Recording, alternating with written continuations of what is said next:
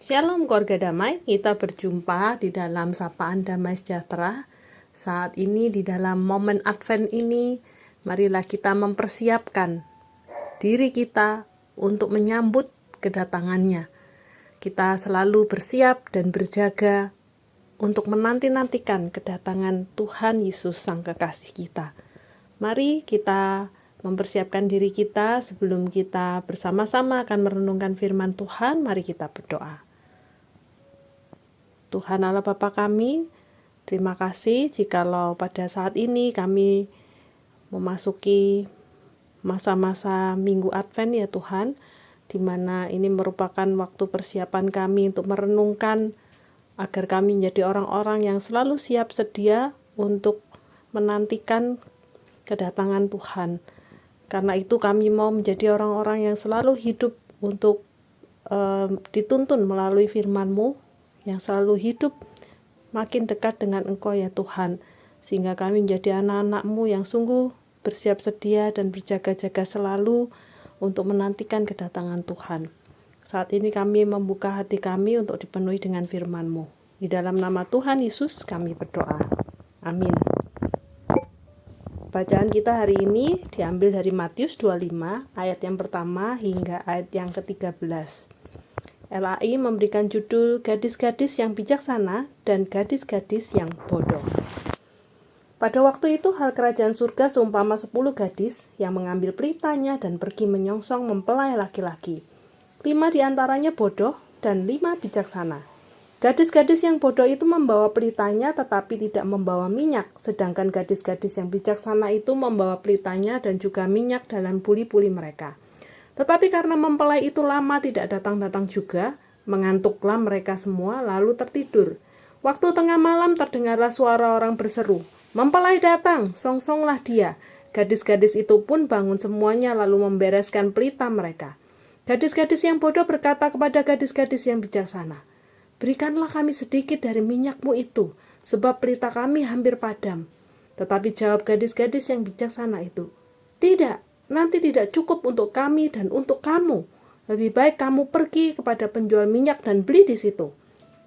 Akan tetapi waktu mereka sedang pergi untuk membelinya, datanglah mempelai itu dan mereka yang telah siap sedia masuk bersama-sama dengan dia ke ruang perjamuan kawin, lalu pintu ditutup. Kemudian datang juga gadis-gadis yang lain itu dan berkata, "Tuan, Tuan, bukakanlah kami pintu." Tetapi ia menjawab, "Aku berkata kepadamu, sesungguhnya aku tidak mengenal kamu. Karena itu berjaga-jagalah, sebab kamu tidak tahu akan hari maupun akan saatnya." Sedemikian jauh pembacaan firman kita, keluarga damai. Saya akan meng-highlight bacaan kita di ayat yang ketiga hingga ayat yang keempat. Gadis-gadis yang bodoh itu membawa pelitanya, tetapi tidak membawa minyak. Sedangkan gadis-gadis yang bijaksana itu membawa pelitanya dan juga minyak dalam buli-buli mereka. Saya memberikan tema di dalam perenungan hari ini adalah siapkanlah minyakmu. Keluarga damai, sebuah peribahasa yang mungkin pernah kita dengar. Gagal melakukan persiapan sama dengan mempersiapkan kegagalan.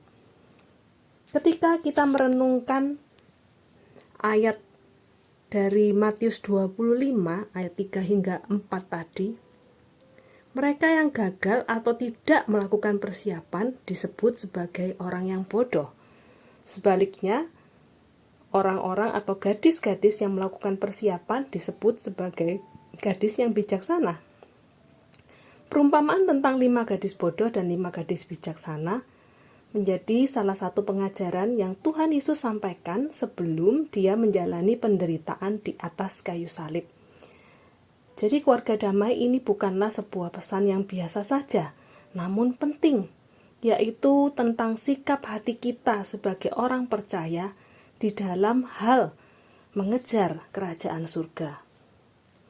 2 kelompok gadis di dalam perumpamaan itu hanya ada satu perbedaan mereka, yaitu masalah persiapan. Persiapan yang dilakukan oleh gadis-gadis bijaksana dan ketidaksiapan yang dilakukan oleh gadis-gadis yang bodoh. Mereka sama-sama menantikan mempelai laki-laki, mereka bahkan sama-sama tertidur. Dan ketika peringatan datang, mereka sama-sama terbangun. Namun ketika para gadis bodoh melihat pelitanya hampir padam, mereka tidak membawa minyak cadangan untuk pelita mereka. Sehingga di akhir kisah tersebut, dikatakan gadis-gadis yang bodoh menggedor pintu saat mereka kembali dari membeli minyak. Dan respon yang mengejutkan dari si mempelai pria berkata, "Aku berkata kepadamu, sesungguhnya aku tidak mengenal kamu. Karena itu berjaga-jagalah, sebab kamu tidak tahu akan hari maupun akan saatnya." Keluarga damai berjaga-jaga bisa diartikan juga dengan bersiaplah atau waspadalah. Tidak hanya sekedar kita waspada kapan mempelai itu akan datang, namun ini juga berarti kita sungguh harus bersiap diri sejak awal apa yang dibutuhkan di dalam masa penantian itu, sehingga ketika waktunya tiba, pelita kita ini tetap menyala. Hal yang serupa dituliskan di dalam Imamat 6 ayat 12-13 bahwa api di atas mezbah harus dijaga tetap menyala, jangan sampai padam.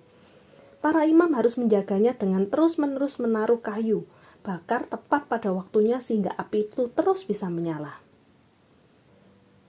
Pertanyaannya saat ini bagi setiap kita, ketika kita merefleksikan tentang renungan siapkanlah minyakmu. Apakah api Tuhan itu masih terus menyala di dalam mezbah kita? Apakah kita masih terus-menerus menambahkan kayu bakar di atas minyak itu sehingga api itu terus menyala di hati kita? Minyak dan kayu bakar berbicara tentang bahan bakar. Jika kita ingin api itu terus menyala di dalam kehidupan kita, satu-satunya cara bagi kita adalah kita harus menjadi orang yang terus-menerus terhubung dengan Tuhan. Karena Tuhanlah sumber bahan bakar kita. Waktu-waktu yang kita khususkan dengan Tuhan menjadi satu-satunya cara kita untuk mempersiapkan diri, sehingga kita siap sedia ketika hari Tuhan itu tiba. Keluarga damai yang terkasih, mari kita sadari bahwa kita tidak ada yang lebih penting di dalam kehidupan kita ini daripada waktu kita untuk bersekutu dengan Tuhan. Tanpa Tuhan, segala sesuatu yang kita lakukan adalah sia-sia. Maka jadikanlah waktu-waktu untuk bersekutu, membangun hubungan yang intim dengan Tuhan sebagai prioritas utama di dalam kehidupan kita. Karena segala sesuatu yang ada di dalam kehidupan kita, yang nantinya akan kita kerjakan, yang akan kita perbuat, semuanya harusnya bersumber dari Tuhan, Sang sumber utama dari api kita. Dialah sumber utama bahan bakar kita, minyak kita, kayu bakar kita. Dan biarlah hidup kita terus-menerus menyala-nyala di dalam roh Tuhan. Amin. Tuhan, terima kasih untuk firman-Mu yang boleh mengingatkan kami kembali sebagai anak-anak-Mu, untuk kami selalu bersiap sedia ya Tuhan di dalam kehidupan kami, sehingga ketika waktunya nanti Tuhan datang, Engkau mendapati kami sebagai anak-anak Tuhan yang sungguh-sungguh kami hidup di dalam nyala api Tuhan.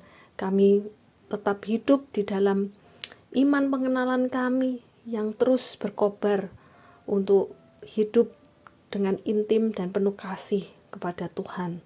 Tuhan, ajarlah kami di dalam keseharian kami menjadi orang-orang yang sungguh dapat mengejar dan memprioritaskan hubungan kami dengan-Mu ya Tuhan. Biarlah Tuhan sendiri yang makin hari terus mencelikkan mata hati kami, membuat kami makin hari hidup makin dekat dengan Tuhan. Terima kasih Tuhan, ini menjadi seruan doa kami. Di dalam nama Tuhan Yesus kami berdoa. Amin.